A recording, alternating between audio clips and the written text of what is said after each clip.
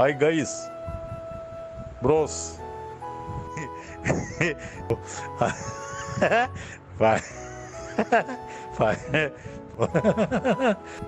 എവിടെ എല്ലാവരും? എന്നൊക്കെയാ പരിപാടികൾ, എന്നൊക്കെയാ അതിൻ്റെ ചിന്തകൾ?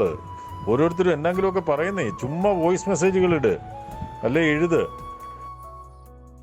അനുഭവിക്കാൻ വേണ്ടി മാത്രമുള്ളല്ലോ ജീവിതം, ആസ്വദിക്കാനും കൂടി ഉള്ളതല്ലേ. നമുക്കൊക്കെ ആസ്വദിക്കാവുന്നേ.